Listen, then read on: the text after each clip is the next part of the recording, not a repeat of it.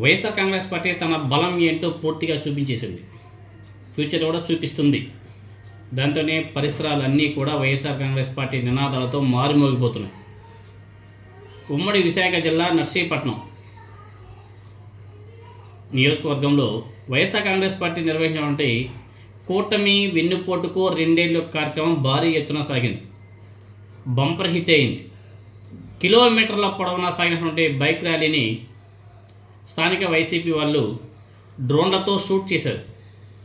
Social మీడియాలో YSR Congress party కార్యకర్తలు ఆ వీడియోస్ని అదేవిధంగా ఫొటోస్ అన్ని కూడా పోస్టులు చేశారు.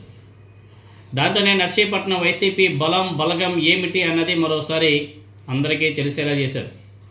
నర్సీపట్నం వైఎస్ఆర్ కాంగ్రెస్ పార్టీ ఇన్ఛార్జ్ మాజీ ఎమ్మెల్యే పెట్ల ఉమాశంకర్ ఆయన ఆధ్వర్యంలో అన్ని మండలాల నుంచి వచ్చినట్టు వైఎస్ఆర్ కాంగ్రెస్ పార్టీ కేడర్ జోరుగా హుషారుగా నర్సీపట్నం వీధుల్లో విజయ విహారమే చేశారు. ఒక విధంగా చెప్పాలంటే ఎటు చూసినా వైఎస్ఆర్ కాంగ్రెస్ పార్టీ జెండాలే, ఫ్లెక్సీలే, బీభత్సమైనటువంటి హడావిడి.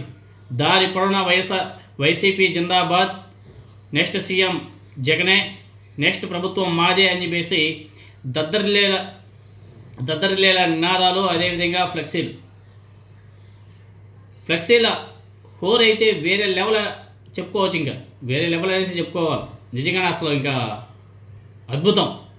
ఏ ఫ్లెక్సీ చూసినా 2029 మాదే సీఎం జగన్ అని చెప్పేసి చేసినటువంటి సంబరాలతో వైఎస్ఆర్ కాంగ్రెస్ పార్టీకి నర్సీపట్నంలో ఉన్నటువంటి బలం ఏంటో లోకానికి తెలిసేలా స్థానిక ఇన్ఛార్జ్ గారు అసలు వండర్ఫుల్గా చేశారు కార్యక్రమం మాత్రం.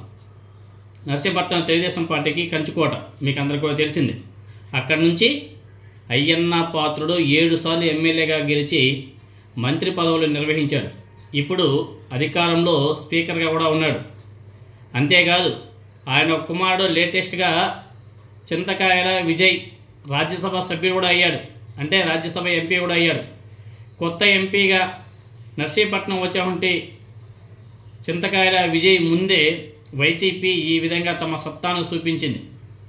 సో వైసీపీ ఇన్ఛార్జ్ ఉమాశంకర్ గారైతే వచ్చేది మేమే, ఇది రాసి పెట్టుకోండి అనేసి చాలా ధీమాగా చెప్తున్నాడు. ఈసారి ఎవరిని స్పేర్ చేయం, వైసీపీని ఇబ్బంది పెట్టిన వారందరినీ గుర్తుపెట్టుకుంటామని చెప్పేసి కూడా ఆయన చాలా స్పష్టం చేశారు. ఉమ్మడి విశాఖ జిల్లాలో మిగిలిన 7 చోట్ల జరిగినటువంటి నిరసన కార్యక్రమాలు ఒక ఎత్తు అయితే, నర్సీపట్నంలో జరిగినటువంటి ఆందోళన మరో ఎత్తు అనేసి చెప్పుకోవాలి. ఇంతకాలం అయ్యన్న పాత్రతో రాజకీయ పోరు సాగించినటువంటి వైఎస్ఆర్ కాంగ్రెస్ పార్టీ ఇప్పుడు కొత్త ఎంపీగా ఉన్నటువంటి విజయ్తోనూ తలపడేందుకు సై అంటుంది వైసీపీ కేడర్. దాంతోనే వైఎస్ఆర్ కాంగ్రెస్ పార్టీ 2029లో నర్సీపట్నంలో జరిగే అసెంబ్లీ ఎన్నికలు భీకరమైన రాజకీయ సమరానికి దారితీసేలా ఉన్నాయని చెప్పేసి అందరూ కూడా మాట్లాడుకుంటున్నారు. కానీ నర్సీపట్నంలో జరిగినటువంటి ఫంక్షన్, ఆ కార్యక్రమం మాత్రం సూపర్ డూపర్ హిట్ అనేసి కూడా చెప్పుకోవాలి.